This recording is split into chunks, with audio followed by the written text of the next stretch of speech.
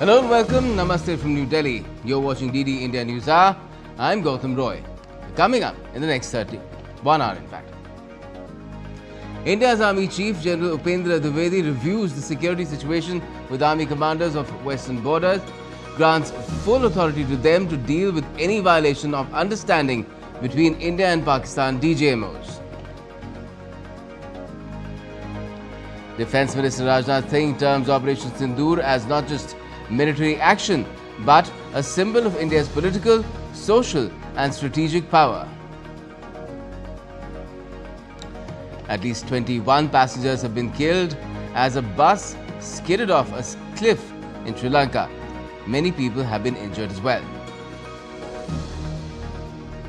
And Albania is voting today on the fate of its Prime Minister Edi Rama, bidding for a historic fourth term on the promise of making the country a part of the European Union by the end of the decade.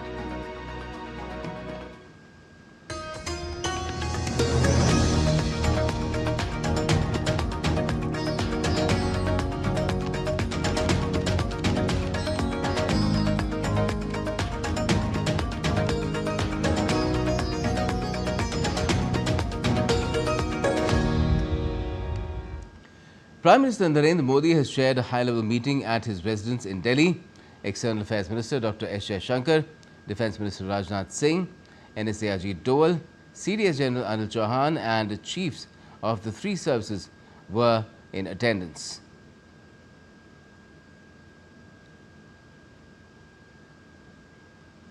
And taking to social media site X, the Ministry of Defence has written, and I quote, "Consequent to the ceasefire and airspace violations on the night of the 10th and 11th of May 2025, Chief of Army Staff General Upendra Dwivedi reviewed the security situation with the Army commanders of the western borders. General Dwivedi granted full authority to the Army commanders for counteraction in the kinetic domain to any violation of the understanding reached by DGMO talks of the 10th of May 2025. End quote.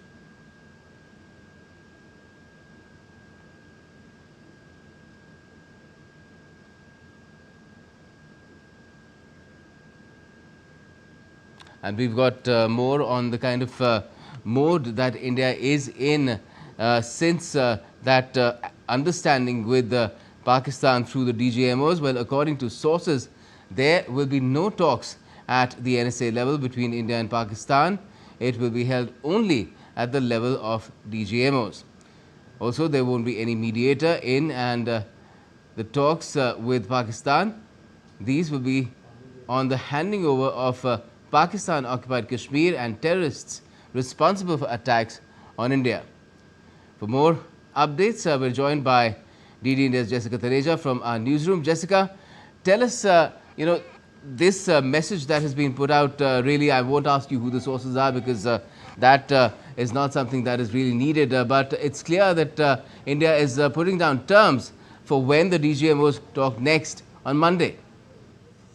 That's correct, Gautam. And what we're given to understand at this point is that only direct talks between the two countries, Director General of Military Operations will now henceforth go forward. No other talks that we're given to understand will take place. No third parties, no preconditions, no post-conditions as well. Given the fluidity of the situation that we're in and the further escalation that we're could possibly see from Pakistan if there is again, another misadventure. Well, let's hope not there is, but if there is, it will be met with a befitting military action as has been promised to the country of India when it comes to its right to self-defend. But also important to focus, Gautam, here is the point where India has said that in terms of its international outreach to the international world as well as the community and the leaders that in the past all the higher ups and the officials have spoken to, there has been a sense of solidarity and but there has been some concern expressed as well, but overwhelmingly there has been solidarity and support of India's actions against terrorism, be it the United States or the United Kingdom, especially the P5 countries. Now, with India, the particular focus right now would also be looking at other kinds of actions apart from the kinetic, non-kinetic actions that we've taken on the diplomatic front as well. All our allies and partners have been made aware and given dossiers of proof in the in the past as well, and even this time around, as to how the terrorist camps and the terrorist bases that were targeted both within POK and inside Pakistan were in a sense justified, because this is the concern India raised for so long, and now it has ample proof to show that the measures that India take were in fact non-escalatory and measured in a sense very targeted to sort of only tackle the real enemy India is looking at, which is the terrorists, and in fact some responsibility and accountability from both the civilian government, the military, and the ISI.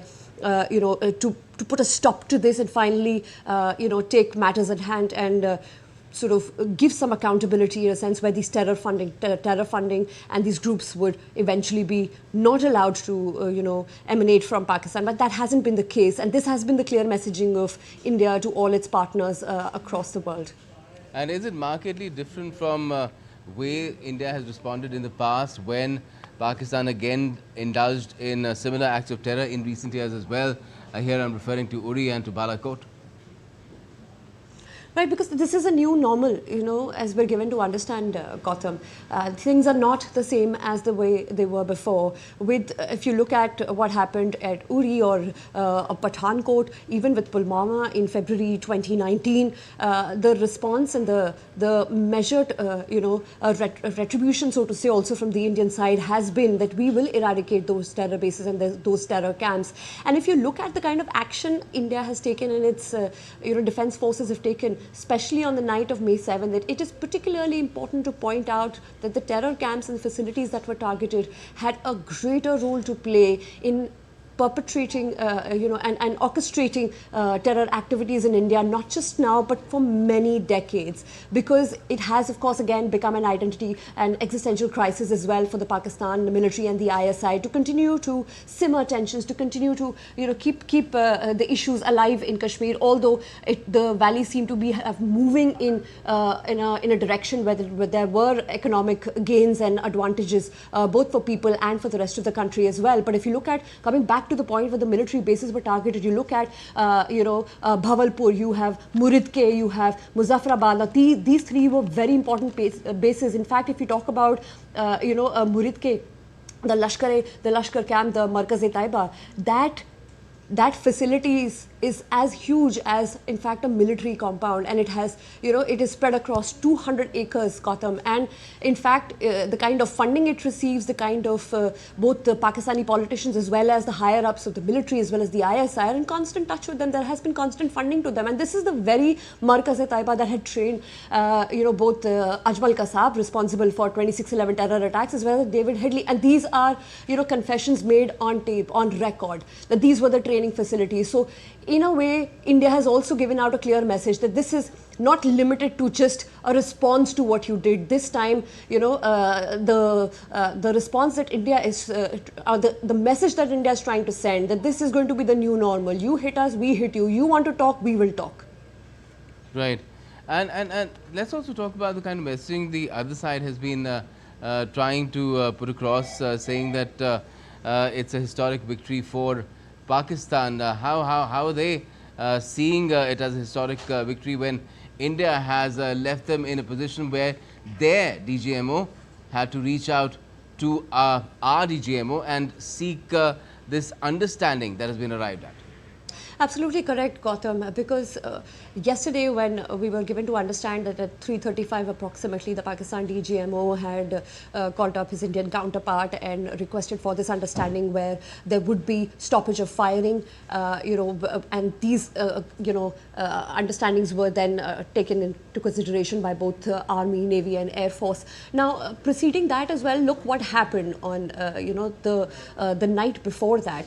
There were, while Pakistan attacked 26 places, Pakistan military attacked 26 places that night in India, but India responded well by, targeting 8 important strategic, bases as well, air bases, one very close to Rawalpindi, and that seemed to have, given the Pakistanis Some would even say an off-ramp, because that is where it's given to understand that the Pakistanis wanted to take now the conversation forward, because I think the cost of war was too much to continue with. And given the kind of economic constraints Pakistan has, I mean, just recently they've been given a bailout to approximately $1 billion, which is part of the 37-year IMF bailout program. Now look at how the country is dealing with its external debt, which stands at $130 billion. A country whose people, 2.6 million people are still below poverty line. 40% of 40 to 42% of them, and that sort of gives you an indication that the cost of war is too much on all fronts, not just on the military front, but the sophistication that they need to match when it comes to the Indian tech and the Indian military and the Indian defense advancement, especially with how India has rapidly modernized its defense compared to what Pakistan has. Of course they haven't been able to have that kind of budget because they've not seen economic growth to that extent, but India has, and it has been able to modernize its defense. And perhaps the result is known quite clearly when air defense system of Lahore was neutralized. So all of these events seem to suggest now that Pakistan is on back foot in a certain way, and talks is what it would prefer, because the cost of war right now, Gautam, is just too much for them. Yes, it's just too much for them as well, and perhaps even a lot of countries around the world feel that that the cost of war will be too much for everyone. Which is why it seems that there was a lot of noise around how immediately one needs to stop these hostilities, and ultimately it was Pakistan which waved the white flag. Jessica. That's correct, because when you talk about, as I said, those 8 crucial bases that were targeted, and the Pakistanis, I think, have had an understanding internally, and after all the assessment made, it's fairly believable that the devastation, the destruction to an extent would have made them choose that option, apart from the other factors, as I already mentioned. When that assessment comes in, it certainly had to be from the Pakistani side initiating that call, though there were talks about mediators, and sources have also clarified that it is not completely the US mediation, etc. It is in fact that the Pakistan DGMO made that call to his Indian counterpart because of the losses, the military losses, the heavy losses that they've been witnessing, and something that should have taken care of. For India's part, these were terror camps. These were not ordinary civilian infrastructures, military infrastructures, related to economic activity of daily life. They were simply training facilities for terrorists who have time and again created disruptions and try to thwart India's economic gains in some way or the other, be it in Union territory of Jammu and Kashmir or anywhere else in the country. These attempts have been made time and time again to keep the issue alive, wherein India has tried to move on towards becoming the 3rd biggest economy in the world soon. Gautam. And I believe that we're likely to hear more from our defense establishment in just a while from now as well, Jessica. That's correct. In a short while, we'll be hearing from our defense establishment as well as to what all has been concluded so far. They will also give out the details of the 8 bases that were, the 8 places that were targeted, among them one close to very Rawalpindi that has incurred a significant loss at this point. And as I told you, that may have been, from what we gather as reports, and a moment for off-ramp for the Pakistanis, where that call was then initiated. Because again, as I said, the cost of war is just too much for Pakistan, be it military might. We're not going to go into those comparisons because there is ample proof of it, and not that India is looking for escalation. It is Pakistan who is the original escalator, and India is merely responding to terrorist attacks on its soil just like any other country would. Gautam. Certainly. Jessica, you keep an eye out for what comes next. I believe it is that briefing that will take place in a short while from now. Thanks a lot for joining us for the time being. Now, earlier on Saturday evening, India and Pakistan agreed on an understanding on stoppage of all firing and military action.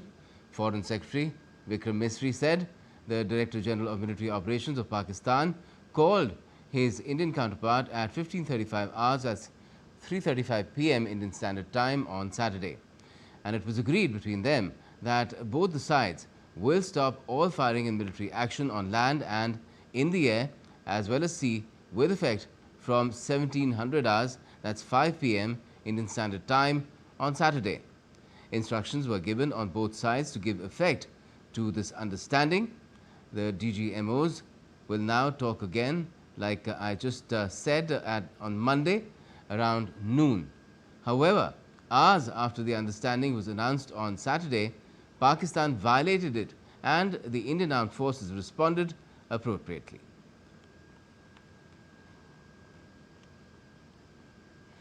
Now, the situation along the border areas of India remain normal. They are heading, in fact, towards normalcy a day after an agreement of understanding was reached between India and Pakistan.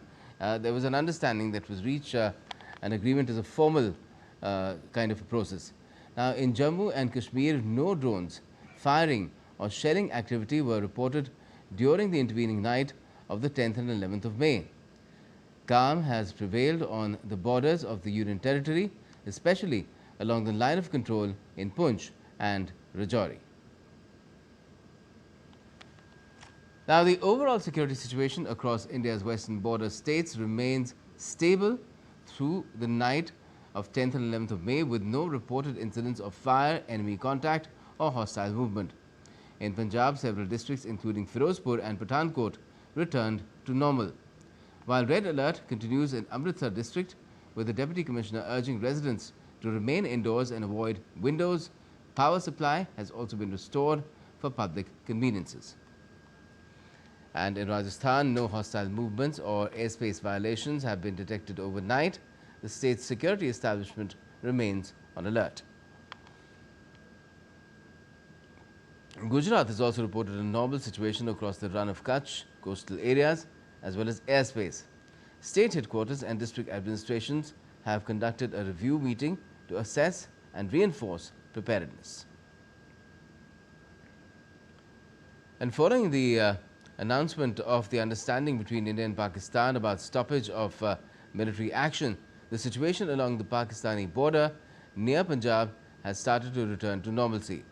Markets in the border districts have reopened, and the people have been stepping out of their homes and trying to resume their normal lives. DD India's Amritpal Singh has sent in this report from one such border area in Punjab.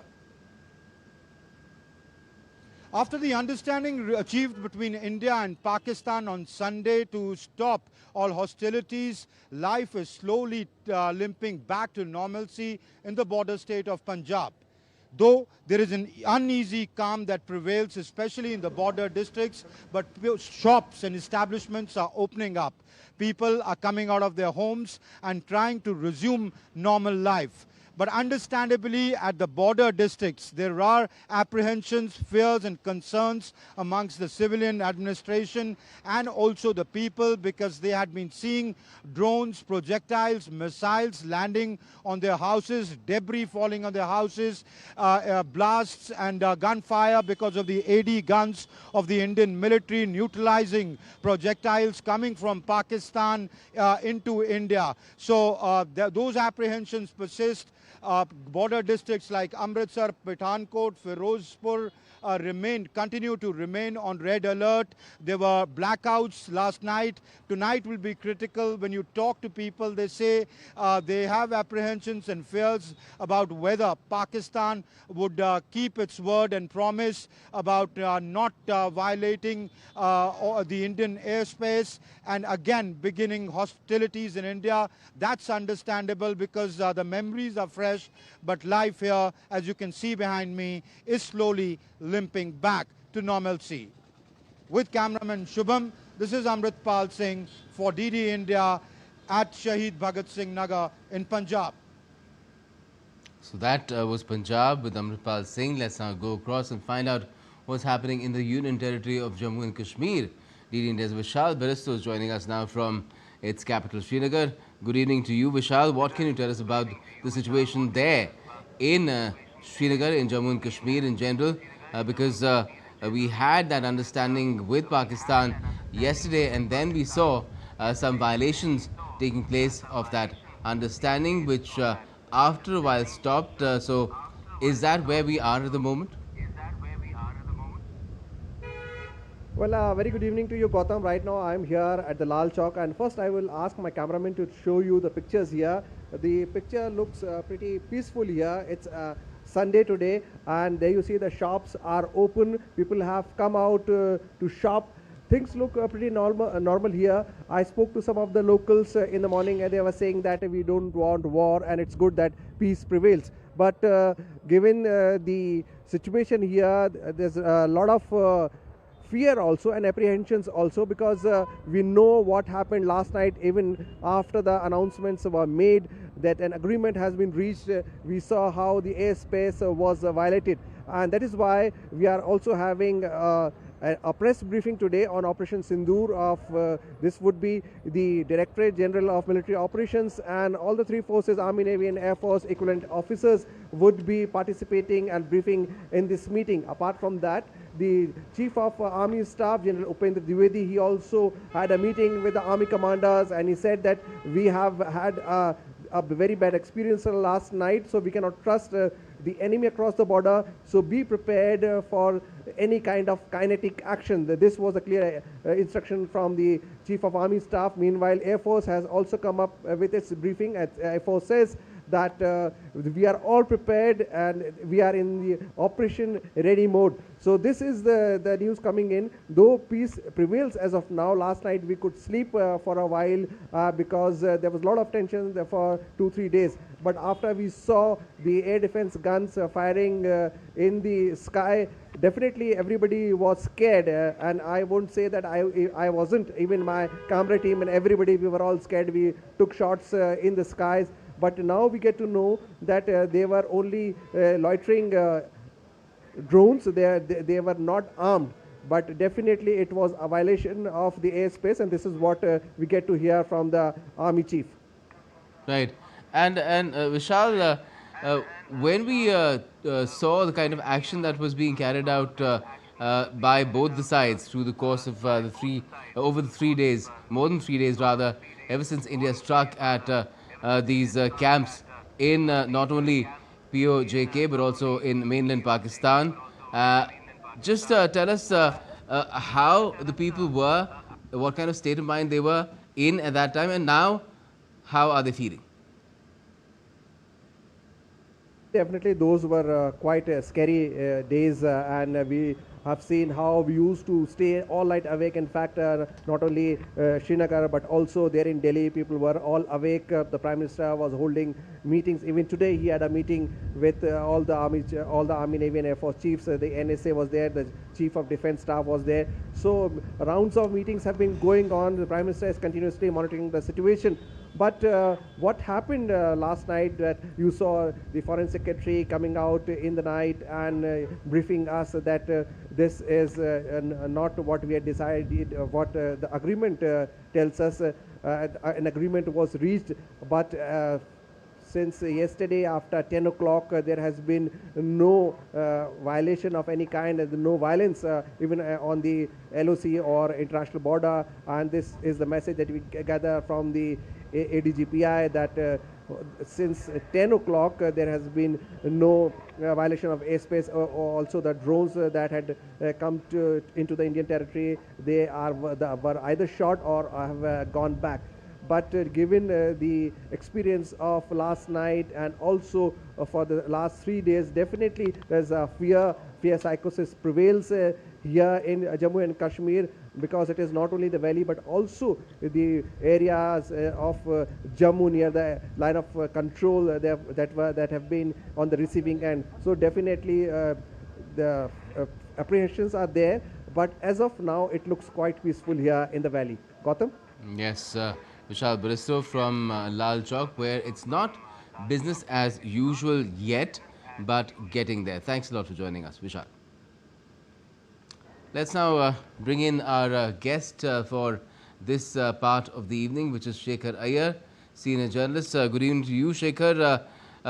First of all, just wanted to ask you, what do you make of what's been happening through the course of the days when there was a lot of heat between India and Pakistan, a lot of fire being exchanged, and now things are quiet, but Monday is a much awaited day. That's when the DGMOs talk again. Thank you, Gautam. I think the objective of this Operation Sindhur has been largely achieved. because the message has gone across to the Pakistan government as well as its army that India will consider every act of terrorism as an act of war. A doctrine that was made clear yesterday comes after we have already made it clear through our actions. So therefore, yesterday, particularly after India struck at 16 air bases of Pakistan, some of them are very, very crucial ones. They are considered to be closer to where Pakistan has been claiming it has its nuclear facilities, thereby rendering all these air bases and strips inoperative. That's not a small achievement. It's a massive, massive, I would say, damage to the Pakistan's military infrastructure. And after that, we could see the panic among the Pakistani army generals. And then they approached the Americans and wanted a ceasefire so that they are not further diminished, both in their capacity, in their ability, as well as the overall standing as a nation, because the kind of damage that the Indian armed forces managed to do without targeting any civilians, without targeting even military officials themselves, because the casualty was the defense infrastructure, the military infrastructure, and that we have succeeded. Therefore, when the Pakistan pleaded for a ceasefire, so the Americans also got some other information which the Vance, US Vice President Vance has mentioned that some kind of an alarming intelligence that the Pakistani generals could be up to even more crazy things.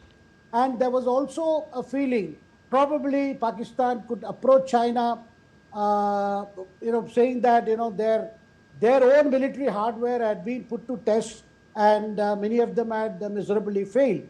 Therefore, the China needed to intervene. I think it is that stage where we see the American leaders approaching their counterparts in India and calling for a pause, in the sense that since the larger military objectives of India has been achieved, that perhaps we could pause for a while to see how the Pakistani army as well as the generals realize the impact of the decisive nature of India's actions.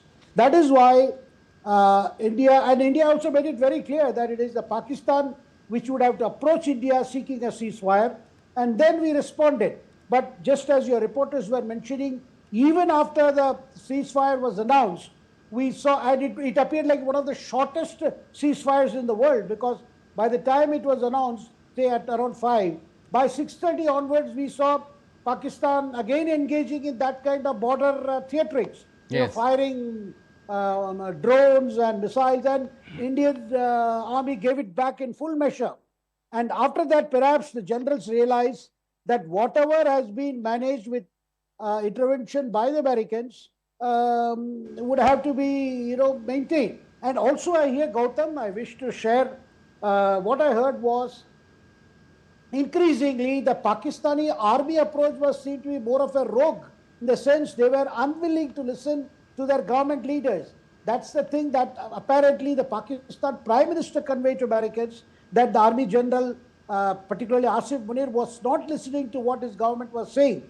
I think at this stage, the US Secretary of State appears to have spoken to the Army General to fall in line and see that the ceasefire is enforced. Gautam.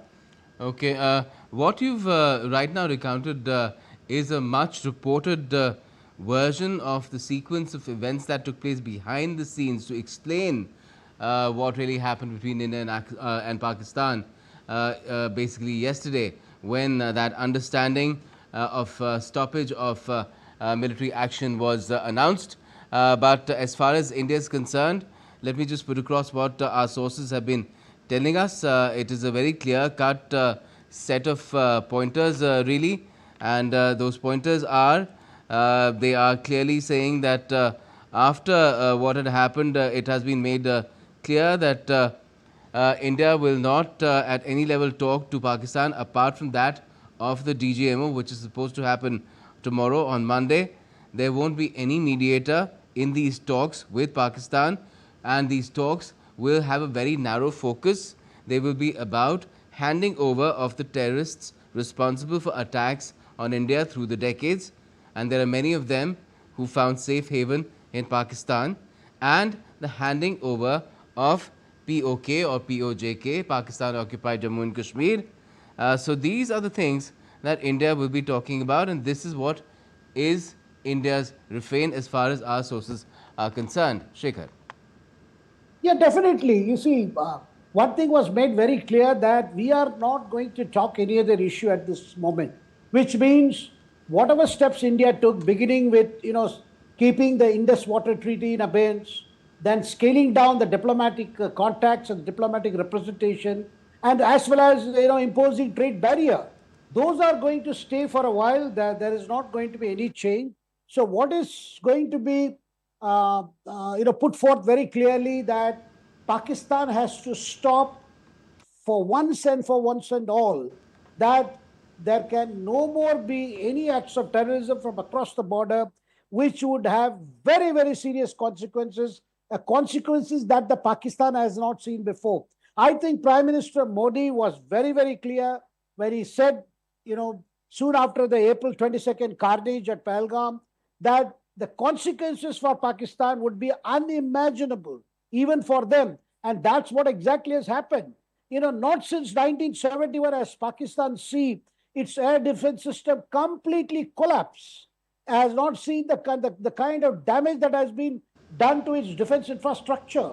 I mean, this has never happened before. So Pakistan knows what's the price, and this price is going to go up and up. Well, the other world leaders, feel that the Pakistan could be up to some nasty trick. Perhaps it could, use the nuclear option. I'm not sure whether Pakistan's capability is intact after what has happened to its infrastructure. Even some of the air bases that have been struck by Indian Air Force are those that are supposed to be a part of that command structure or command center. But one thing is clear, Gautam. India is absolutely clear what it would take to bring normalcy on the border, and as well as, for the relationship between two countries, that Pakistan will have to forsake terrorism as a state policy. We have said it so many times. Shekhar, could you hold on a second, because right now we're getting inputs that another briefing is about to be held very soon by the Ministry of External Affairs. In fact, I can see all the officers there at the moment, and let's just see what we're about to hear from them now.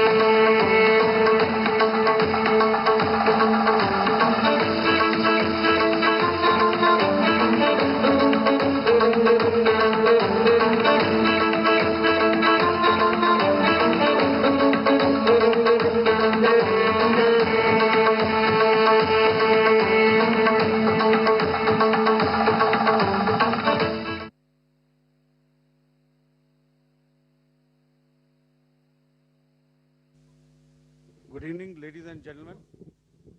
Jai Hind.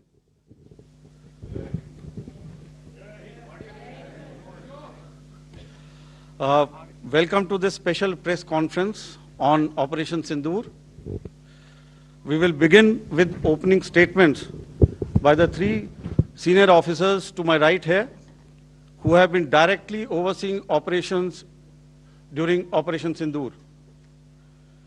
We have Lieutenant General Rajiv Ghai, Director General Military Operations, who will cover the aspects related to land domain. Air Marshal A.K. Bharti, to his right, Director General Air Operations, will provide insights on the air domain. And to my right is Vice Admiral A.N. Pramod, Director General Naval Operations, who will cover aspects on maritime domain. Following their briefings, we will move on to the question answer session. I now request the DGMO to commence the opening brief. Thank you, Sandeep. A very good evening to all of you, ladies and gentlemen. You are all by now familiar with the brutality and the dastardly manner in which 26 innocent lives were prematurely terminated at Pahalgam on the 22nd of April.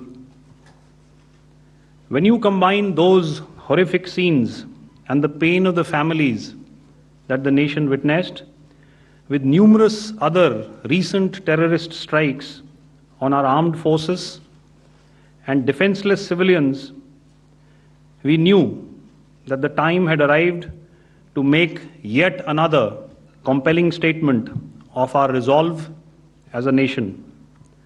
Operation Sindhur was conceptualized with a clear military aim to punish the perpetrators and planners of terror and to destroy their terror infrastructure.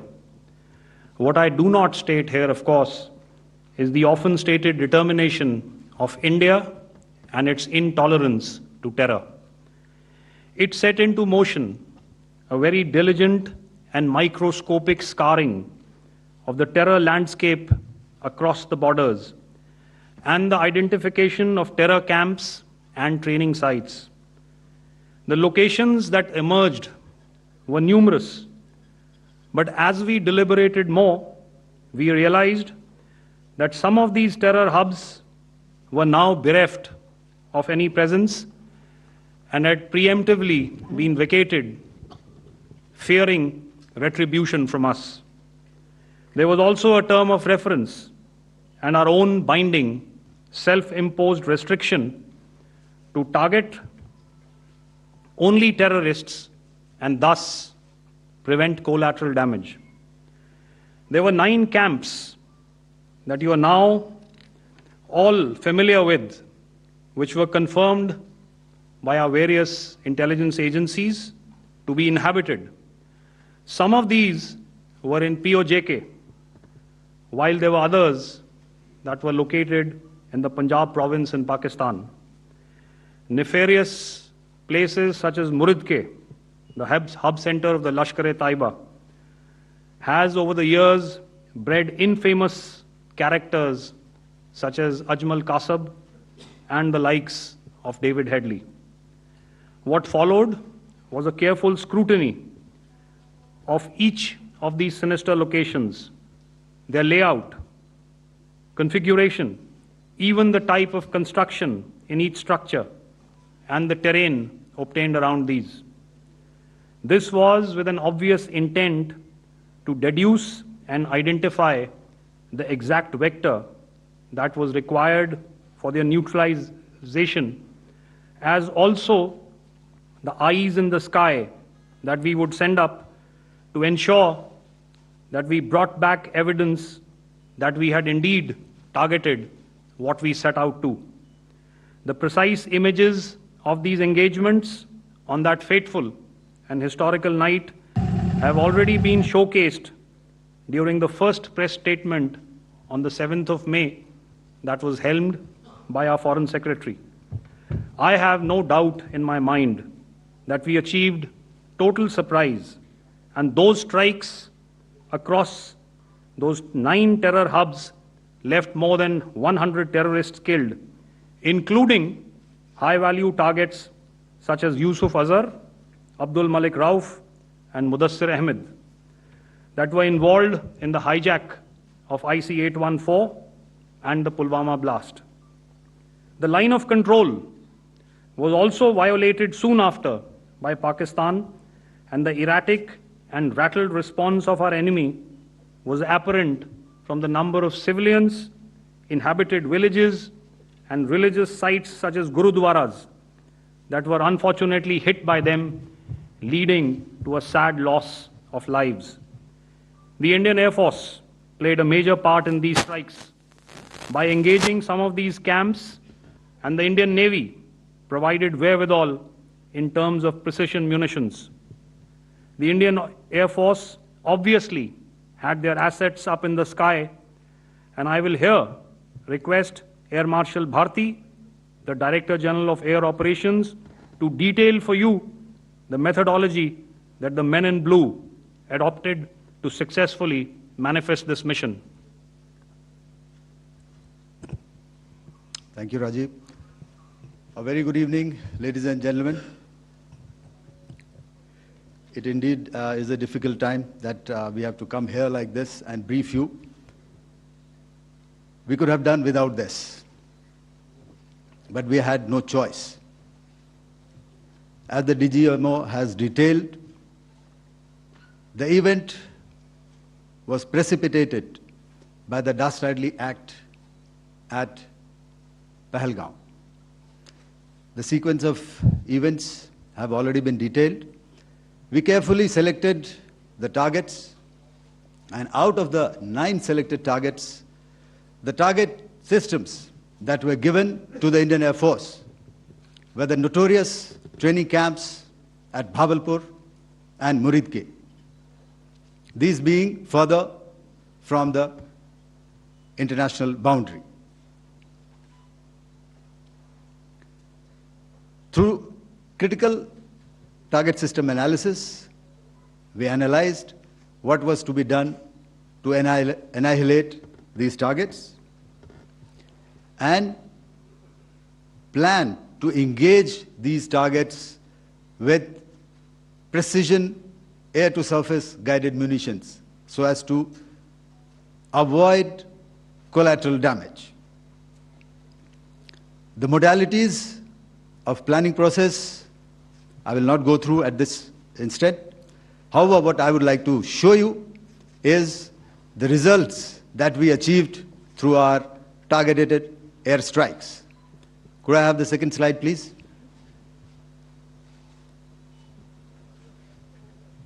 Yeah, change, please.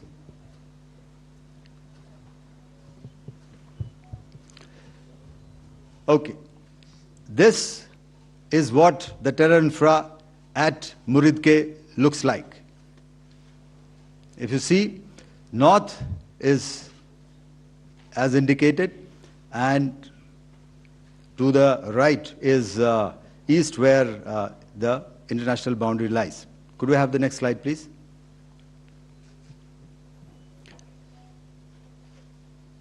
Orientating.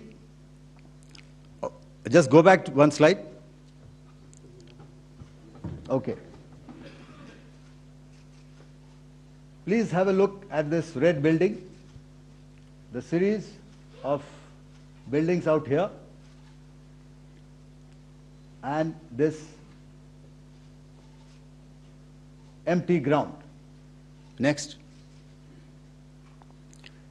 If you relate, the empty ground is here, and you see this is the first weapon that is impacting. This is the impact point number 1 on Muridke training camp with our precision guided weapons on early morning 7th. Next, please. Keep your eyes glued for the second weapon coming in and the second impact on the selected target point. Next slide, please.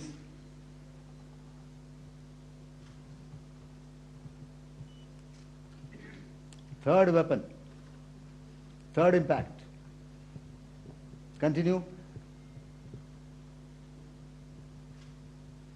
And fourth weapon, fourth impact. So through these targeted and precision targeting, we addressed the target at Muridke, which was the terrain infrastructure. Can you hear me? All right. Okay, I'll come closer to the mic. Now we go to the next target, which is the Bhavalpur training camp. Next slide, please. Okay, just wait. So the effect, if you see, the impact point, if I can point out, this is the impact point. The ammunition has gone through the roof and it has created a blast inside, the photographs of which you would have, all of you would have seen. And the red building, after that, there was this double-story building. It has been completely decimated by precision targeting. Next, please. The target system, which was in the north, a series of buildings. I will show you how it looked. Next. Completely destroyed by our precision targeting. Next. Now coming to Bhavalpur, this is the target complex that we are dealing with, a fairly large target complex. So we had to carefully choose the points that we needed to address, which were high value and which would meet our stated objectives of eliminating the terrorists. I would like to draw your attention to this red canopy, and in relation to that, I would cover the targets. One target system is a series of buildings here, other one here, and other one out here. Next slide, please. This is how it looked before, and this is how the building looked after the impact of the weapon. And orientation in relation to this red canopy, you can see here. Next, please. Before, next, and after. The roofs have completely collapsed. Next. This is the target system. Next. Precision targeting, and we have achieved our objectives here. Next. All right, so that was what we did on the 7th. Our objective was to address these two terrorist camps, and that we did with precision. And thereafter, we maintained a robust air defense posture, because remember, our objective was to target the terrorists and terrorist infrastructure, not any other infrastructure, not the Pakistani military, not the Pakistani any other infrastructure. So that is what we have maintained on the 7th of May. However, what we saw in the evening of 7th of May, we were saturated with a raid of Pakistani unmanned aerial vehicles and small drones. And these came in waves in our civilian areas, over our military installations, and all of them were successfully intercepted. Few of them did manage to land. However, there was not much damage that they did. And we have our robust counter-US hard kill and soft kill systems which did the job. However, the difference here was that we had targeted the terrorists. The adversary now has targeted our civilians and the military infrastructure. So it had to be responded to. So in a quick and calibrated response, that very night, we struck their radar installations at Lahore and close to Gujranwala, the LYT installation, to indicate to him that we are ready, yet we do not want to escalate. Our fight was with the terrorists and not with the Pakistani military establishment. Thank you. Thank you, Air Marshal Bharati. So, ladies and gentlemen, he's outlined operations not only on the night of 6th and 7th of May, when Operation Sindhur commenced, but also on the subsequent night. Being well aware and familiar with the congenital and impulsive nature of our adversary, and even though we did attempt to reach out and communicate our compulsions to strike at the heart of terror to my counterpart in the immediate wake of Operation Sindhur, the request was brusquely turned down, with an intimation that a severe response was inevitable and in the offing. We were, of course, prepared. Operations on the 7th and the 8th, Air Marshal Bharati spoken about. On the night of 8th and 9th of May, they flew drones and aircrafts into our airspace all across the borders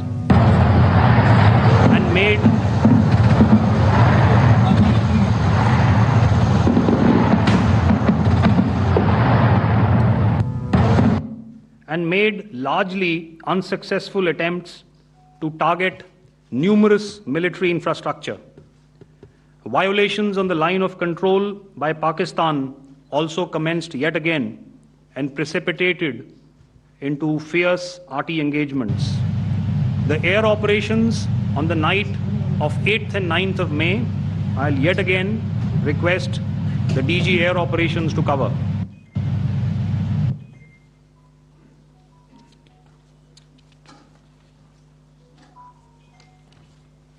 So I just covered what happened on the night of 7th and 8th. What we found that on the night of 8th and 9th, starting as early as 22:30 hours, our cities had a mass raid of drones, unmanned aerial vehicles, UCAVs, starting right from Srinagar, going down right up to Nalia. It was a mass raid in waves, and it was relentless. However, we were prepared, and our air defense preparedness ensured that there is no damage on ground or to any of the intended targets that the enemy might have planned for. The difference between 7th night and 8th night was that on 7th night, he sent in his Yiha class of UAVs. However, these UAVs can go some distance, they are armed. However, on the 8th, less numbers of armed UCAVs were there or UAVs were there, and more numbers of quadcopters, maybe for surveillance or just for harassment of civilians. This continued till midnight. Our air defense preparedness ensured that there was no damage on the ground, either to the military installations or to the civilians. However, the enemy had yet again shown that he wanted to up the ante and he wanted a fight, and we were up to the task. In a measured and calibrated response, we once again targeted his military installations, which included his SAM sites at Malirkant. This also included his surveillance radar sites at Lahore and close to Gujranwala. These were suitably addressed, and thereafter his drone attacks continued even till morning, which we countered, and during the daytime there was some respite. Here I would like to bring out another aspect. What we found was that while the drone attacks were being launched from somewhere close to Lahore, enemy had allowed his civilian aircraft to also continue to fly out of Lahore. Not only his own aircraft, but international passenger aircraft, which is quite insensitive, and we had to exercise extreme caution, even at the cost of some tactical disadvantage, to ensure that there is no damage to any of the civilian aircraft. And this was also brought out in our press briefing during the day. So I will now hand over to my colleague to cover the events of 9th onwards. On land, we also undertook certain measures such as deployment of air defense and electronic warfare assets to establish an integrated grid with the Indian Air Force, and I have seen and heard some of you wax eloquent about the benefits of such an architecture when it comes to negating and combating air intrusions.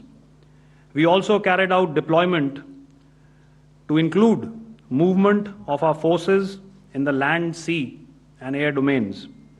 The night of the 9th and the 10th of May saw similar intrusions by drones and aircrafts, and this time there was a concerted effort to target airfields and some very, very important logistic installations, albeit yet again unsuccessful and denied gallantly and efficiently, I must say, by the integrated Indian Air Force and Indian Army Air Defense. We further strengthened our deployment and also initiated some pressure points to send a very clear and unambiguous message to the other side to desist from any misadventures on land. Some of the airfields and dumps saw repeated attacks in waves from the air. All were thwarted. The Pakistan Army has reported to have lost approximately 35 to 40 personnel in artillery and small arms firing on the line of control between the 7th and the 10th of May. What the other side had probably also not reckoned with was the speedy and precise turnaround and hit back by the Indian Air Force. And I will yet again ask Air Marshal Bharati to speak about these significant and game-changing strikes. I will thereafter request Vice Admiral Pramod, my colleague and Director General of Naval Operations, to tell us about some very telling naval maneuvers in the Arabian Sea that exerted pressure on the night of 9th and 10th of May. Over to you, sir. Thank you. Commencing about 2000 hours, that is 8 p.m. local time, on 8th of May, several Pakistani unmanned aerial systems, drones, combat vehicles attacked multiple IF bases. These included Jammu, Udhampur, Pathankot, Amritsar, Bhatinda, Nal, Dalhousie, Thois, Jaisalmer, Uttarlai, Falodi, Nalia. These were almost simultaneous and they came in waves. All our AD guns and other systems were waiting for them. All these waves were neutralized by our trained crew using the air defense systems that they have, and also some of them were utilized using our legacy systems like Pechoras and IF Summer, which we have recently acquired. And some were neutralized by the Garud snipers. There was no damage on ground from these incursions and these mass raids, if I could call them, from the Pakistani side. However, following these relentless attacks on our air bases, on our forward positions, and on our civilian targets, this was time to convey some message to our adversaries. And therefore, a decision was taken to strike where it would hurt. And towards that, in a swift, coordinated, calibrated attack, we struck his air bases, command centers, military infrastructure, air defense systems across the entire Western Front. The bases we struck include Chaklala, Rafiki, and mind you, Chaklala is Islamabad.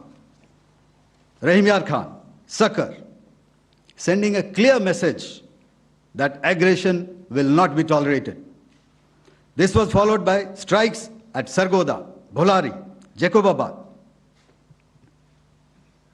We also struck the C2 centers at Murid, the UAE complex at Murid, Rafiki, radar at Chunia, which I will show you, Rahim Yar Khan airfield, and the unmanned combat aerial vehicle hangar at Sakar. I would like to reiterate here that we have the capability to target every system at these bases and more.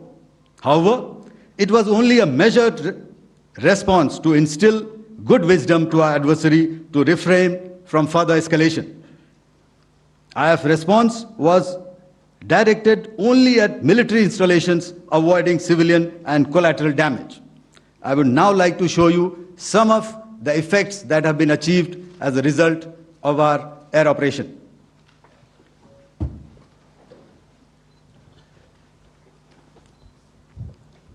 Here is the Pasrur air defense system, if you could see. Zoomed up view, this is the radar mounted on a high tower. And after the strike,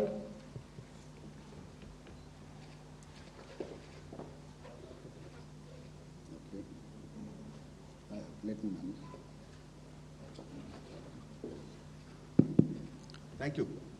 Can you hear me? Yeah, thank you. And after the strike, this is what has happened. This radar has been taken out, completely burnt. Next slide, please. The Chunia air defense radar, which was taken out on 7th and 8th. This is the radar site. A blown up photograph, once again, on a tower. Not very clear, but what you see very clearly is the after effect after we have stuck. The radar head has been completely decapitated. Next slide, please. Arifwala air defense radar. In this complex, you see how it looked before, blown up image, and after really blown up. Next. Now coming to Sargodha airfield. Remember, this is one of their important airfields wherein they have a lot of assets, F-16s, other assets which they keep getting, training institutes. And we have stuck this airfield. It is not, if you zoom in here, then one impact point here on the runway and second impact point of our weapon, precision weapon on the runway.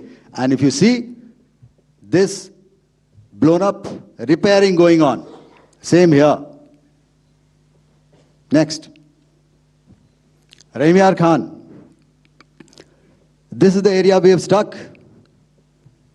A deep strike out here and one complex here.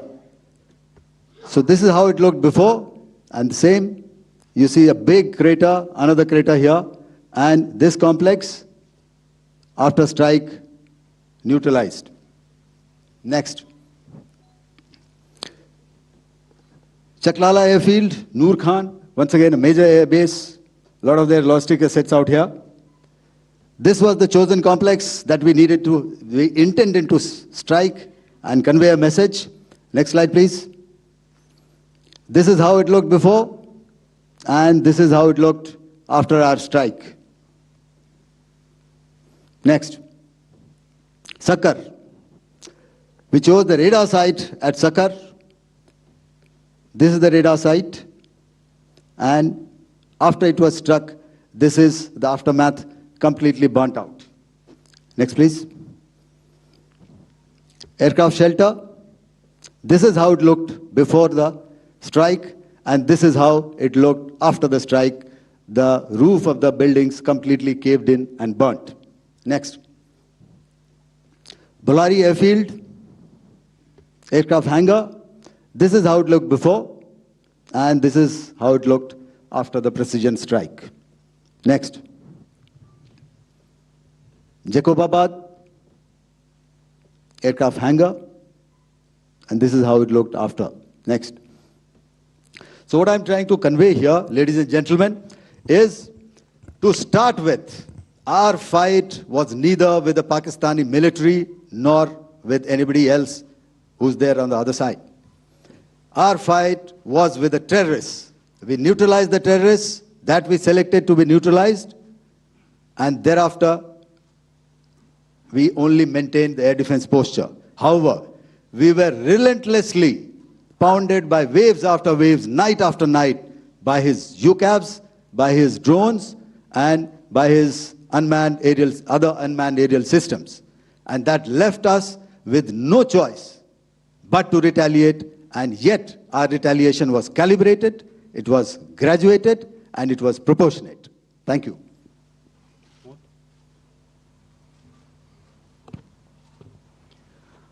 Good evening, ladies and gentlemen. In the aftermath of the cowardly attacks on innocent tourists at Pahalgam in Jammu and Kashmir by Pakistani-sponsored terrorists on 22nd April, the Indian Navy's Carrier Battle Group surface forces, submarines, and aviation assets were immediately deployed at sea with full combat readiness in concert with the Joint Operation Plan of the Indian Defence Forces. You may be aware that we tested and refined tactics and procedures at sea during multiple weapon firings in the Arabian Sea within 96 hours of the terrorist attack. The aim was to revalidate our crew, armament, equipment, and platform readiness to deliver various ordnance on selected targets precisely. Thereafter, our forces remained forward deployed in the Northern Arabian Sea in a dissuasive and deterrent posture with full readiness and capacity to strike select targets at sea and on land, including Karachi at time of our choosing. The forward deployment of the Indian Navy compelled Pakistani naval and air units to be in a defensive posture, mostly inside harbors or very close to the coast, which we monitored continuously. The Indian Navy maintained seamless maritime domain awareness throughout the duration and was entirely aware of the location and movement of Pakistani units. In effect, we had and continue to have good battle space transparency using our maritime domain awareness grid. As you are aware, our response has been measured, proportionate, non-escalatory, and responsible from day one. Accordingly, the calibrated approach considered all options, including the ability of the Indian Navy for offensive action from and at sea. As part of this escalation control mechanism, the application of force by the Navy was planned in a synchronized manner in coordination with the Army and Air Force, the highlight being teams from the three services working closely in an integrated manner. Along with the kinetic actions by the Indian Army and Indian Air Force, the overwhelming operational edge of Indian Navy at sea contributed towards Pakistan's urgent request for a ceasefire yesterday. As we speak, Indian Navy remains deployed at sea in a credible deterrent posture to respond decisively to any inimical action by Pakistan or Pakistan-based terrorists. Thank you. Samno Varna, Jai Hind. Now I'll hand over to Director General Military Operations for further proceedings. Ladies and gentlemen, on the 10th of May, in the morning, even as we were getting into a huddle to wargame the events of the previous night, a routine exercise, I received a message on hotline from my counterpart in Pakistan seeking my willingness to communicate.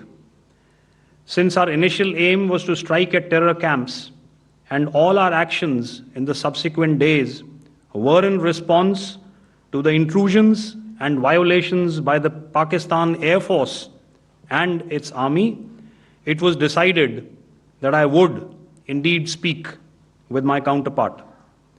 You are already aware, I've seen it being covered on national television, that my communication with the Pak DGMO was conducted at 15:35 hours yesterday and resulted in cessation of cross-border firing and air intrusions by either side with effect from 1700 hours 10th of May, after he proposed that we cease hostilities. We also decided to further speak on the 12th of May, that's tomorrow, at 1200 hours, to discuss the modalities that would enable the longevity of this understanding. However, disappointingly, and must I add,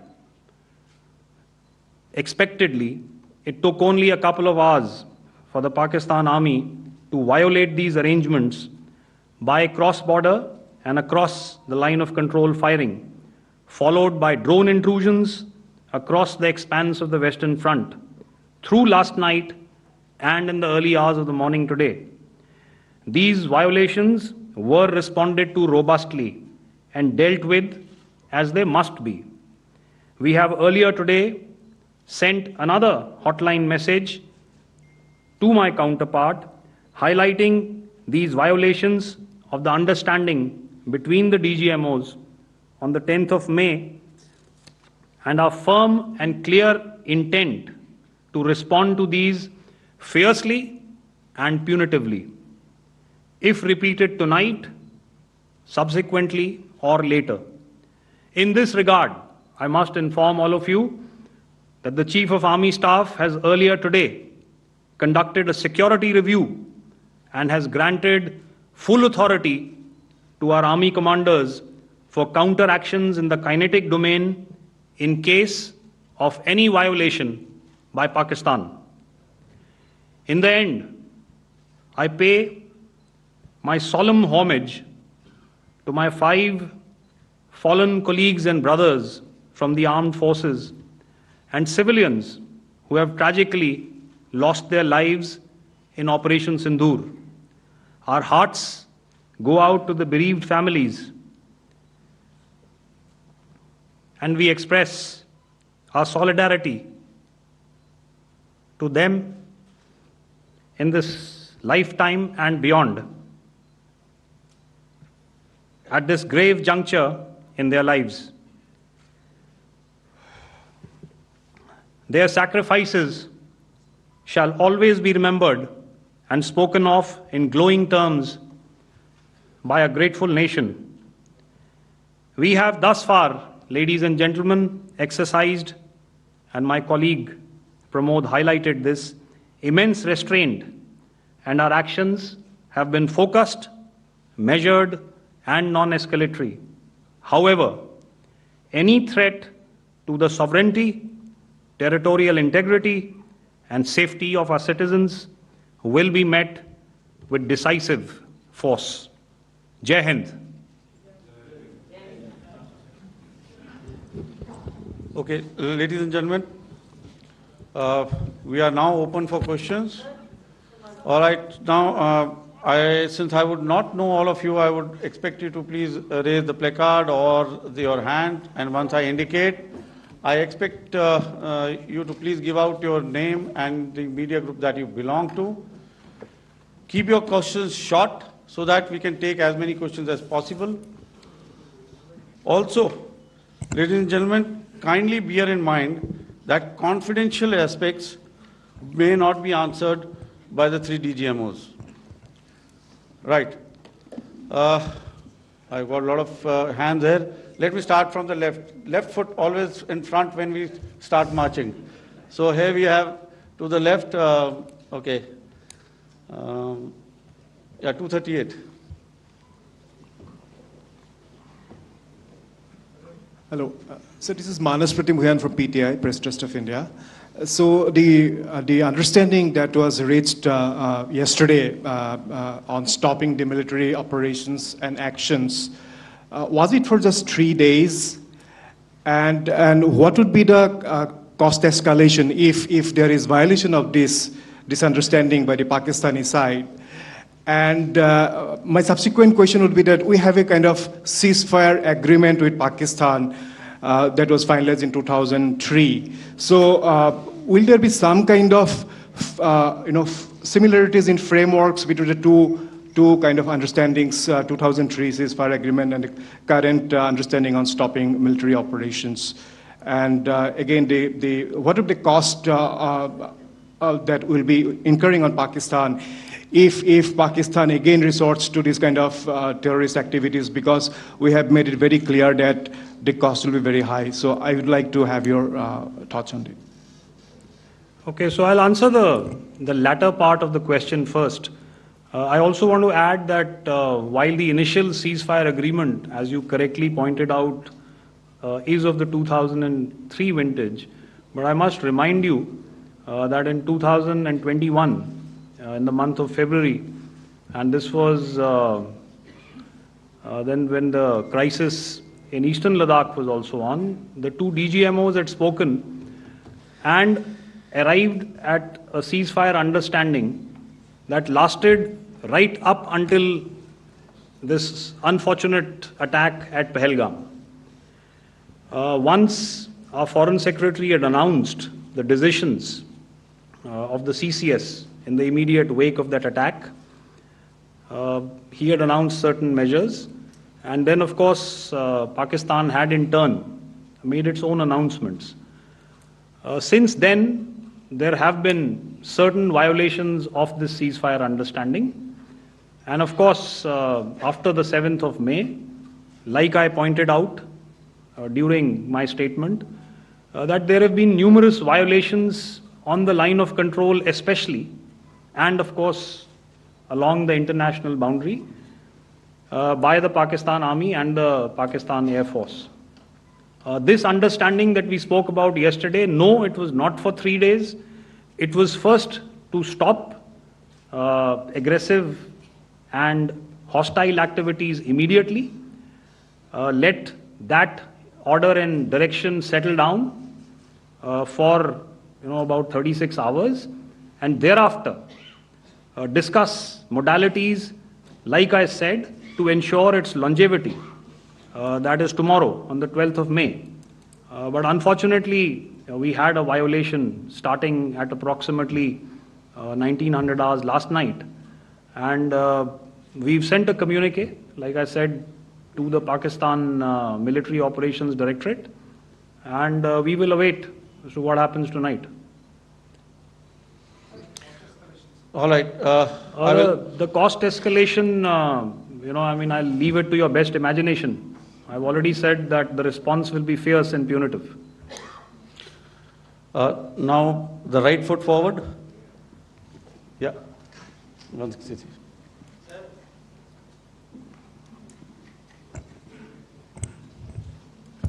Sir, I am Ajit Dubey from ANI, sir. Sir, my question is that you talked about the loss of lives to the Pakistan army, that was around 35 to 40 kills secured by the Indian army. Sir, can you tell us what would be the total loss of life to the Pakistan army in both army and air force attacks, sir? And how good was the performance of the BrahMos, Scalp and the S-400 during the operations? And sir, since we have just one line. No multiple questions, please. Sir, all right. And since sir, we have achieved such a spectacular, we have made good achievements in this entire operation. Can we say that we have emerged victorious, or we have a big upper hand over the Pakistanis in this entire conflict? Thank you very much, sir. So I'll answer the question about the loss of lives on the other side. Of course, there are various means to ascertain that number. There is information from various agencies that come in. There are, of course, on the line of control, other ways to find out as to what has been the effect of what you are doing there in ceasefire violations. So therefore, I mentioned 35 to 40 on the line of control, and please remember that once Operation Sindhur was launched, the responses of the Pakistan Army were also on Indian Army or the Indian Armed Forces infrastructure. Let me put it that way. So that's why I did not cover casualties of the Pakistan Army, at least in the initial phases of battle, because those were not our targets. Our targets were terror-oriented, and of course later, once they launched air intrusions and air operations on our infrastructure, we've used heavier weapons, and of course there would have been casualties, but those are still being assessed. The effects of the weapons that you mentioned, I will request Air Marshal Bharati to apprise all of you about those. Good evening, Mr. Sujit. How are you? Ajit. Okay, we're meeting after some time. I never mentioned about any of the weapons that we used. Check. Okay. What I was saying, that I never mentioned of any of the weapons, the caliber that we used.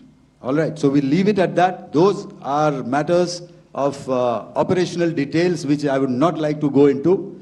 But suffice to say that whatever methods and whatever means we have chosen, it had the desired effects on the enemy targets.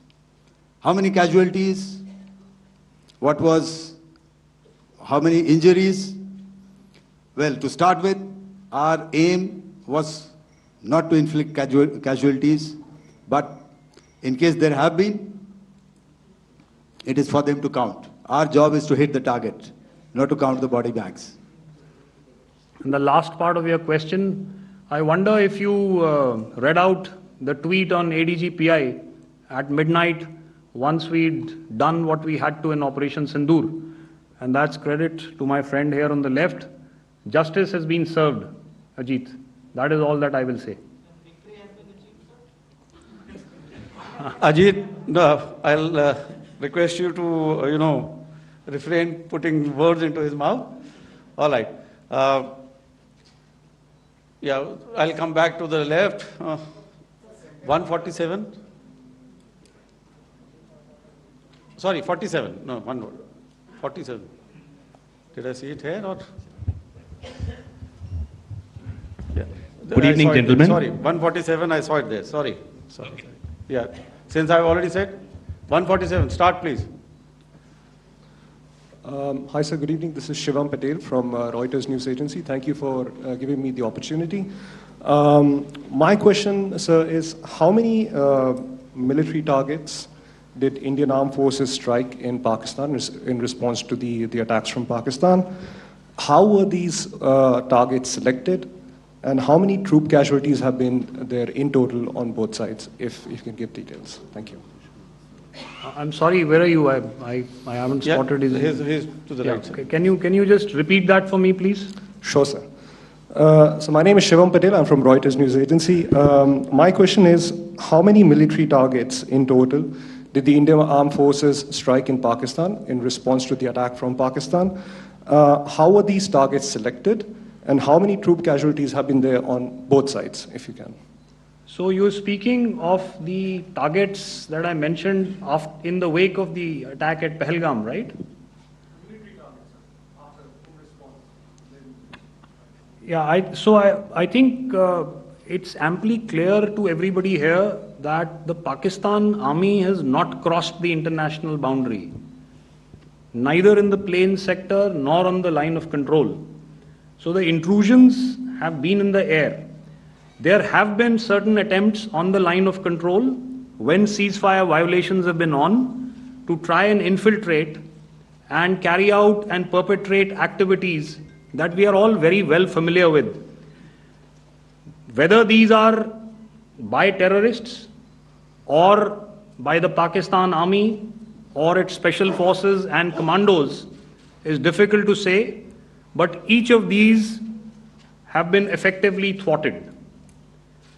So therefore, as far as engagements of military targets on the other side is concerned, I thought Air Marshal Bharati covered those very well and in detail, and he also mentioned as to how they went about targeting those. I think those images were very clear and very, very graphic in telling us as to what we needed to hit. And you'll remember right at the outset I said that we even went into what was the construction in each of these locations and therefore decided on the vector that had to be utilized. May I? Please. Okay, if I could add to what the DGMO has said, I have already detailed the targets. Now, whether it is X numbers or Y numbers that is immaterial. And what damage have we inflicted, you have seen. What are the casualties on the other side? As I said, that is for them to count.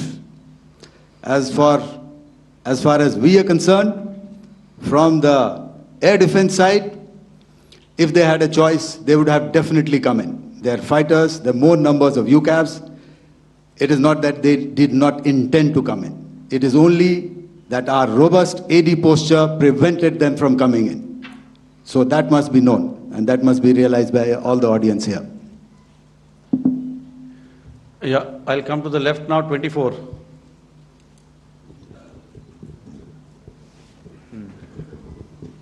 Good evening, sir. This is Anuvesh Rath from Z. Sir, I wanted to know on the first briefing, which was done by FS and two representatives from Air Force and Army, you showed a list where there was 21 places in that list. You have stuck 9.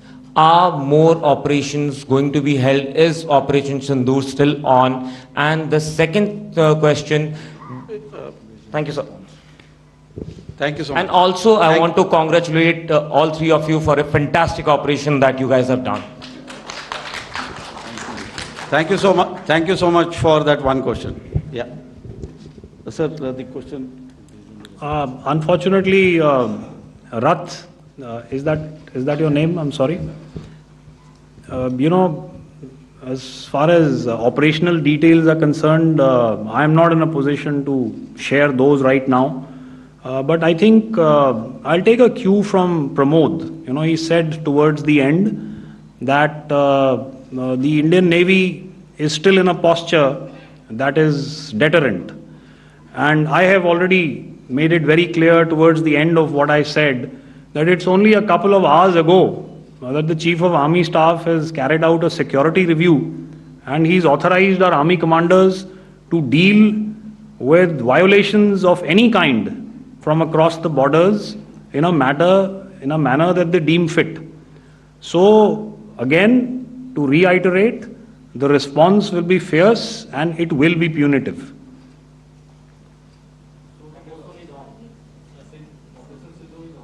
Yes. 163. I'll go back this side now. Yeah, 255. She said middle wale kya karenge, so 255. Oh, sorry. Good evening, sir. I'm Shailesh from National Defense. Please allow me, first of all, to pay my gratitude for protecting us Indians. Thank you very much. Sir, since the enemy has been talking about taking down our aerial platforms,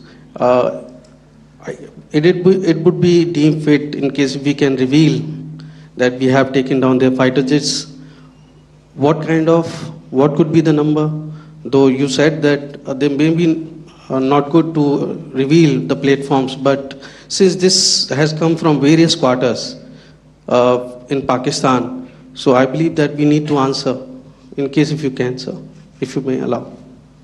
The question is for me? Yes, sir. Okay, and if I get it right, you want to know how many of their planes we have downed? Yes, sir. Yes, sir. All right. See, as I said, their planes were prevented from coming inside our border. All right. So we do not have the wreckage with us, but definitely we have downed a few planes. Numbers, we would not like to hazard a guess out here. Okay. I have the numbers. Okay, and we are getting into the technical details of it to establish it.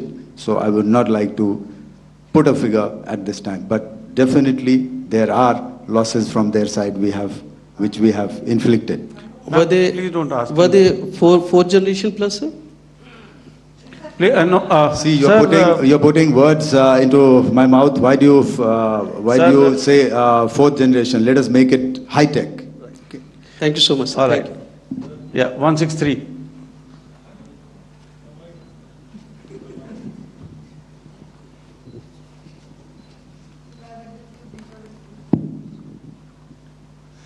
Sir मैं मंजीत नेगी हूँ आज तक से। मेरा सवाल ये है कि इस पूरे ऑपरेशन में जो आतंकी ठिकानों को निशाना बनाया गया, क्या नंबर्स कुछ बता सकते हैं कितने आतंकी मारे गए? कुछ नाम सरकार मतलब कुछ नाम मीडिया में आए भी हैं जो बड़े उसके मास्टरमाइंड थे। और एक सवाल जो आज एयरफोर्स ने भी एक ट्वीट किया कि ऑपरेशन सिंदूर अभी जारी है और सरकार की तरफ से भी कहा गया। और पिछली बार जब विदेश मंत्रालय की प्रेस कॉन्फ्रेंस पहली हुई थी उसमें वो लिस्ट दिखाई गई थी कि 21 टेरर कैंप आइडेंटिफाई किए गए हैं।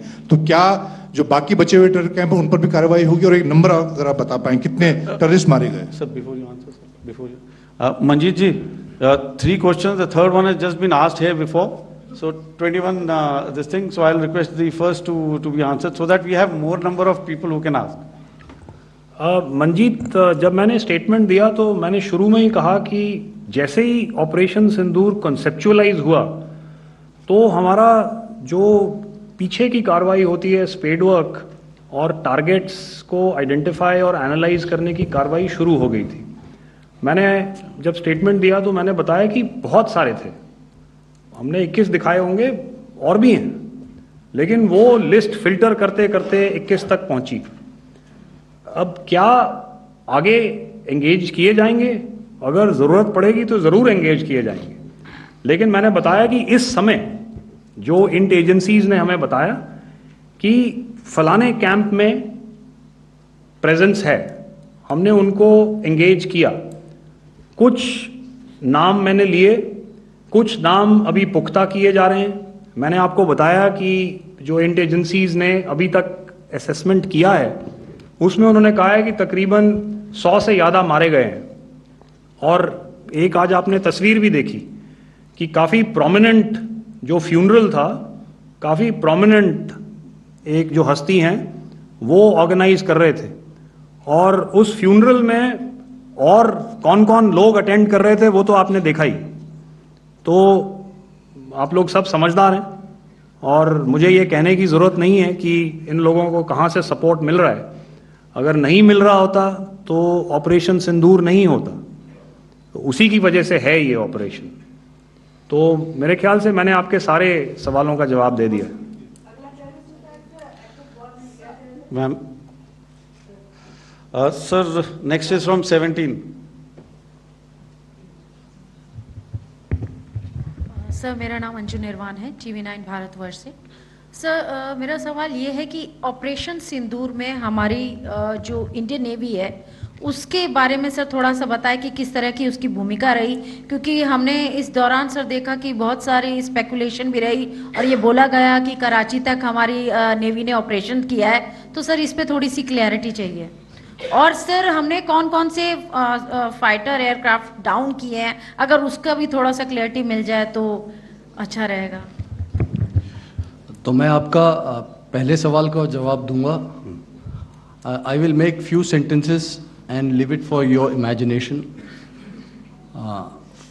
First of all, as I mentioned, we have quantitative and qualitative edge to deliver a massive blow to our adversary, and we completely dominate in the maritime front. Indian Navy's action is part of the escalation ladder mechanism which we have worked out amongst 3 services. This time, if Pakistan dare take any action, and Pakistan knows it, what we are going to do. That's all. Okay. आपके सवाल का जवाब मैं पहले दे चुका हूं। आपके सवाल का जवाब मैं पहले दे चुका हूं, इसलिए मैं बस उस तक ही सीमित रखूंगा और इतना कहना चाहूंगा कि आने वाले दिनों में आपको खुद ही पता चल जाएगा, और ऐसी बातें छुपी नहीं रहती हैं, तो पता चल जाएगा। So at this time we'll just let it be. Okay, ladies and gentlemen, we have 1 or 2 more questions, sir. So please, they are going to be outside. You can speak to them there also. 104.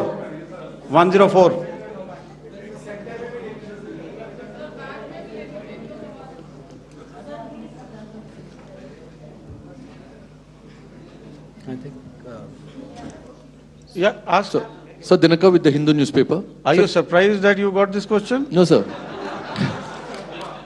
I'm waiting for them to select. Sir, can you give a number of assets we lost, because there's been a lot of speculation going on, international media writing a lot of things about our platforms, including Rafales. I mean, Pakistan claiming that a Rafale has been downed, etc. Can you put that question to rest and clarify on that?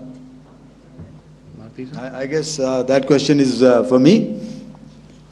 All right, I'm happy that you've asked this question.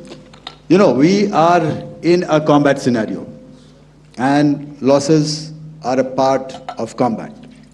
The question that you must ask us, okay, and indeed that we must ask ourselves, you inclusive, is have we achieved our objectives? Have we achieved our objective of decimating that terrorist camp? And the answer is a thumping yes. And the results are for the whole world to see. As for the details, what could have been, how many numbers, which platform did we lose? You know, at this time, I would not like to comment on that because we are still in a combat situation. And if I comment on anything, it will only be advantage adversary. So we don't want to give him any advantage at this stage. All I can say is that we have achieved our objectives that we selected, and all our pilots are back home. Thank you. Okay, hold, please don't, please be civil here. So we'll have 220 now. Hello sir, this is Anita Chaudhary sir from Swadesh newspaper. मेरा सवाल है, क्योंकि ये हमारे जो पहले जो action रहा वो आतंकवाद के खिलाफ रहा, तो आतंकवाद में अजहर मसूद की तरफ से एक बयान जारी किया गया था जिसमें उन्होंने कहा कि हम इसका बदला लेंगे और जाज जाज रुलाएंगे। तो क्या अगला, अगर खुदा न खास्ता अगला टेरर अटैक किसी भी तरह का होता है, तो क्या उसे एक्ट ऑफ वॉर में हमारी तरफ से लिया जाएगा और उसका क्या माकूल जवाब दिया जा सकता है? मेरा इसमें सिर्फ एक ही जवाब है आपके लिए कि हमने अपनी कार्रवाई करी। हमने उसके बाद मैंने अपने स्टेटमेंट में भी बताया कि ये कम्युनिकेट करने की कोशिश करी कि हमने इस तरीके से ये जो स्ट्राइक्स हैं वो क्यों की। लेकिन जो हमारा एडवर्सरी है उसने जैसे मुनासिब समझा वो कार्रवाई करी। तो आपने देखा कि ये जो एक्टिविटीज़ चल रही हैं 3-4 दिन से, ये कोई वॉर से कम नहीं है। नॉर्मल सर्कमस्टांसेस में एक दूसरे देश की एयरफोर्सेस हवा में नहीं उड़ती हैं और एक दूसरे के ऊपर स्ट्राइक्स नहीं करती हैं। हर रात इंट्रूजन्स नहीं होते हैं। लाइन ऑफ कंट्रोल पर सीज फायर वायोलेशंस, आपके एक साथी ने सवाल पूछा था शुरू में, एक सीज फायर अंडरस्टैंडिंग था, वो भी जा चुका है। उस सीज फायर अंडरस्टैंडिंग के जाते जो फायरिंग हो रही है लाइन ऑफ कंट्रोल में, उसमें घुसपैठ की कोशिश हो रही है।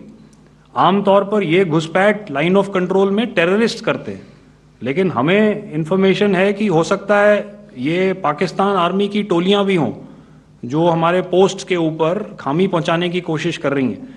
तो ये सारी एक्टिविटीज़ तो वॉर में शामिल हैं। तो ये कहना मुश्किल है कि आगे क्या होगा, वो स्पेक्यूलेटिव जोन में आ जाता है और मैं स्पेक्यूलेट नहीं करना चाहता हूँ। हर एक सिचुएशन अलग होती है और उससे एक तरीके से डील किया जाता है। सर मैं एक सवाल इसका मैं जवाब देना चाहता हूँ, एक मिनट। सो जो मिलिट्री होता है, our main job is to prevent war and maintain peace and stability. So it is not that our response is a graded response. That means अगर किसी ने किया तो उसको ग्रेडेड उसमें किया। जैसे टेररिस्ट एक्शन हुआ तो what we did is a terrorist action and we destroyed all the terrorist camps. उसके बाद आपने देखा कि उनने थोड़ा सा कोशिश किया तो हमारे एयरफोर्स एंड आर्मी ने क्या किया, तो मिलिट्री टारगेट्स हैं उनके ऊपर थोड़ा। So our aim is to maintain peace and tell our adversary that you do this and the response will be bloody. Okay, now as per the, please, we'll have 166 and 25 and after that no more please. Sir, this side. Ladies and gentlemen, please maintain, sir, I'll request you to please be quiet. Jal Ghai? No. This side, sir.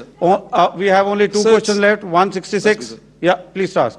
So I'm Rahul Singh from Hindustan Times, sir. So you were totally on top of the game in the kind of losses you've inflicted on the enemy. I mean, we saw those slides and everything.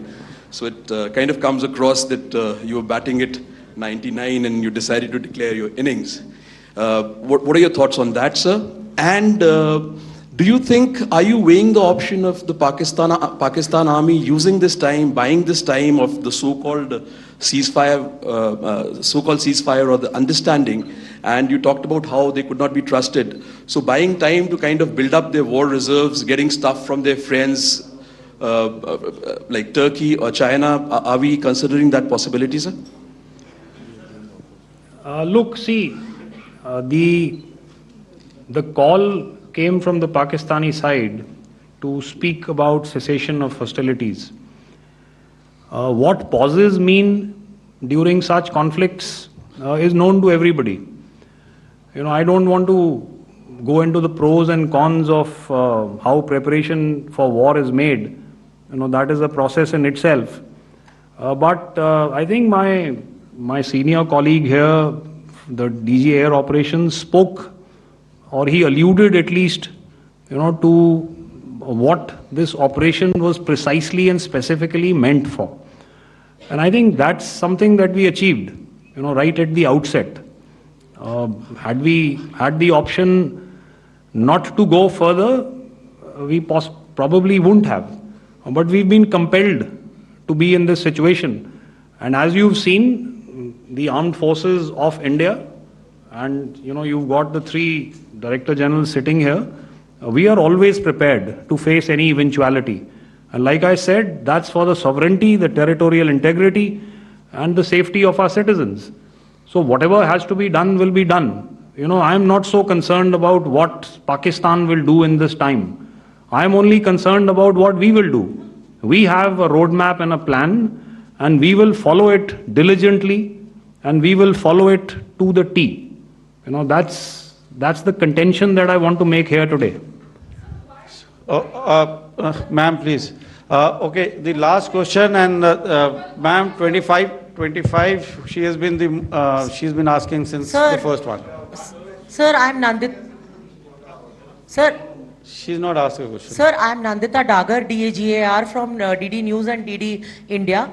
Sir, I wanted to ask you that my question is to General Ghai. Sir, you spoke to your counterpart yesterday and the Pakistani counterpart. Sir, what is the Indian Army's assessment that despite that agreement, that talk that you had, despite that agreement coming into effect at 1700 hours yesterday, why did they violate it? And number 2, yesterday at the Joint Defense Ministry and Foreign Ministry briefing, Wing Commander Vyomika Singh and Colonel Sofia Qureshi had told us that we have cited the Pakistani troops amassing at the borders and at the LOC. Sir, has that situation changed? Have they withdrawn?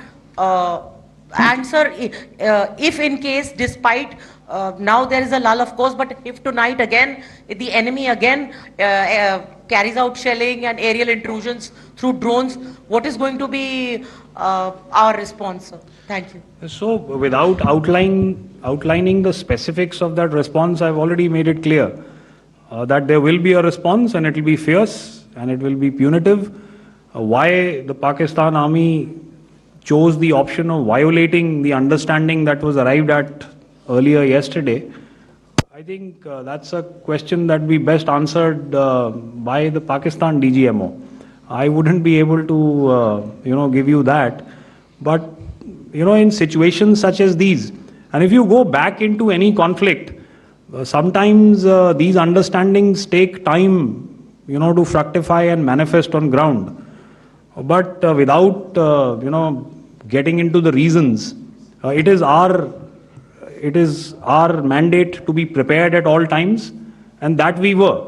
It's not as if because there was an understanding we weren't prepared.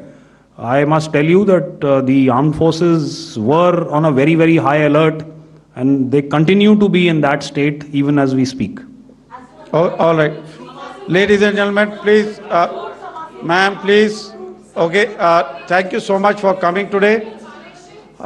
Those who have missed asking a question, those who have missed, see, I knew I'll grab this attention from you like this. Those who have missed the opportunity to ask a question can give me a written one. I will definitely get back to you with that. And also, they are they are invited for a cup of tea in my office day after tomorrow. Thank you, ladies and gentlemen, for coming. Thank you. Thank you very much. Jai Hind. Jai Hind. All right, that was the special briefing on Operation Sindhur, and the message which came out is loud and clear that if Pakistan will try to attempt to attack, then the response would be fierce and punitive. Operation Sindhur was launched after a dastardly and cowardly attack on April 22nd, wherein 26 tourists in fact were killed. After that, in a strong response, India launched Operation Sindhur, in which 9 terrorist infrastructure were targeted and over 100 terrorists were killed, as per the briefing that we just heard a while back. Pakistan after that tried to attempt attacks on India, but those attacks were swiftly responded. Those attacks were thwarted by our brave armed forces.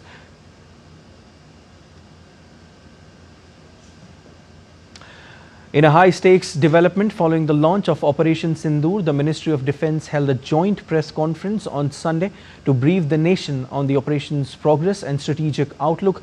Addressing the media, DGMO Lieutenant General Rajiv Ghai said that those strikes across those 9 terror hubs left more than 100 terrorists killed. Those strikes across those 9 terror hubs left more than 100 terrorists killed, including high-value targets such as Yusuf Azhar, Abdul Malik Rauf and Mudassir Ahmed that were involved in the hijack of IC-814 and the Pulwama blast. The line of control was also violated soon after by Pakistan, and the erratic and rattled response of our enemy was apparent from the number of civilians, inhabited villages and religious sites such as Gurudwaras that were unfortunately hit by them, leading to a sad loss of lives. The Indian Air Force played a major part in these strikes by engaging some of these camps, and the Indian Navy provided wherewithal in terms of precision munitions. DGMO Lieutenant General Rajiv Ghai also said that Pakistan flew drones and aircraft into our airspace all across the borders and made largely unsuccessful attempts to target numerous military infrastructure. Operation Sindoor was conceptualized with a clear military aim to punish the perpetrators and planners of terror and to destroy their terror infrastructure.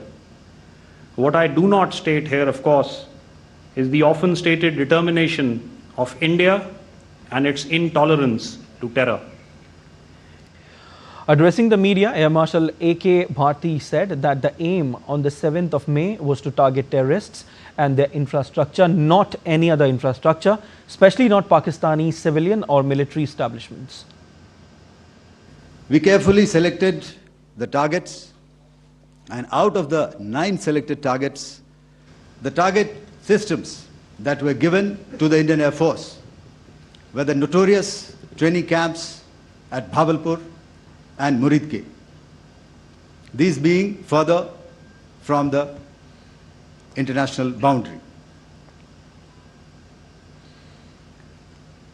Through critical target system analysis, we analyzed what was to be done to annihilate these targets and plan to engage these targets with precision air-to-surface guided munitions so as to avoid collateral damage. On the 7th, our objective was to address these two terrorist camps, and that we did with precision. And thereafter, we maintained a robust air defense posture, because remember, our objective was to target the terrorists and terrorist infrastructure, not any other infrastructure, not the Pakistani military, not the Pakistani any other infrastructure. Prime Minister Narendra Modi chaired a high-level meeting at his residence in Delhi. External Affairs Minister Dr. S. Jaishankar, Defence Minister Rajnath Singh, NSA Ajit Doval, CDS General Anil Chauhan and chiefs of 3 services were in attendance. Chief of the Army Staff General Upendra Dwivedi reviewed the security situation with the Army commanders of the western borders. Taking to social media site X, Ministry of Defence wrote, and I quote, "Consequent to the ceasefire and airspace violations on the night of 10-11 May 2025, Chief of the Army Staff, General Upendra Dwivedi, reviewed the security situation with the Army commanders of the western borders. General Dwivedi granted full authority to the Army commanders for counteraction in the kinetic domain to any violation of the understanding reached with the DGMO talks of 10 May 2025. According to sources, there will be no talks at the NSA level between India and Pakistan. It will be held only at the level of DGMO. There won't be any mediator and the talks with Pakistan will be on handing over POK and terrorists responsible for attacks on India. For more updates, we are joined by our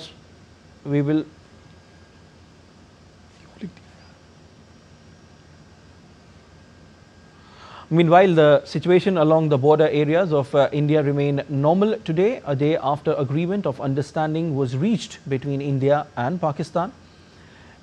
In Jammu and Kashmir, no drones firing or shelling activity were reported during the intervening night of May 10-11.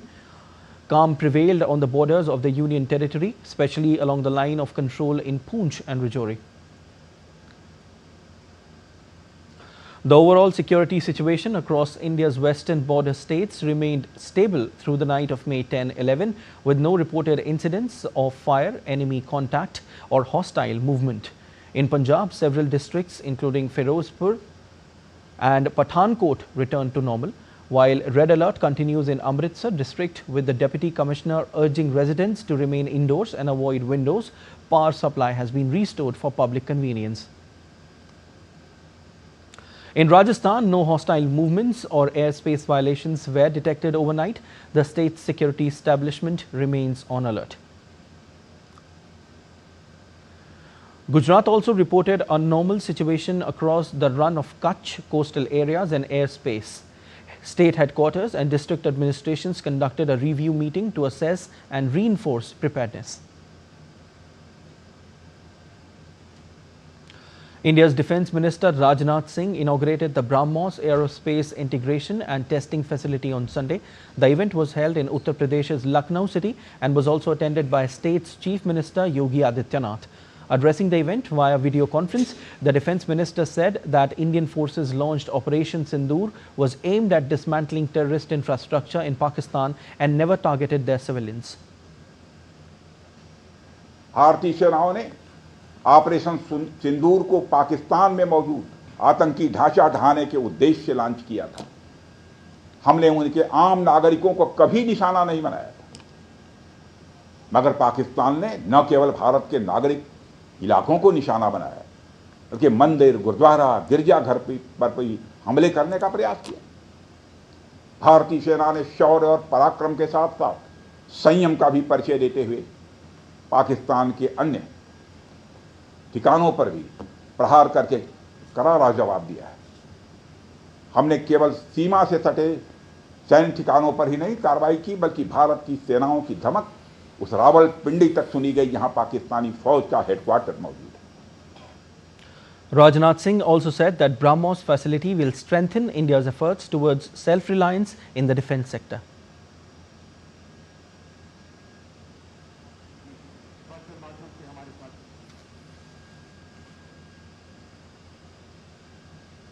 हमारा सपना है कि उत्तर प्रदेश दुनिया के top defence production और export destination के रूप में जाना जाए। आज जो ब्रह्मोस फैसिलिटी शुरू हो रही है, मैं समझता हूं वह यूपी डिफेंस कॉरिडोर का एक गौरव होगा। यह सिर्फ उत्तर प्रदेश का ही नहीं, बल्कि देश का सबसे बड़ा BrahMos integration and testing facility centre है। यह रक्षा क्षेत्र में भारत की आत्मनिर्भरता के प्रयास को भी मजबूती प्रदान करेगा। That's all for this edition of DD India Live, but let us know your thoughts on the news of the day. For those on the go, you can get all the latest news and updates from India and across the world on the DD India mobile app. The app is available on both Android and iOS platforms, and you can scan the QR code on the screen to download now.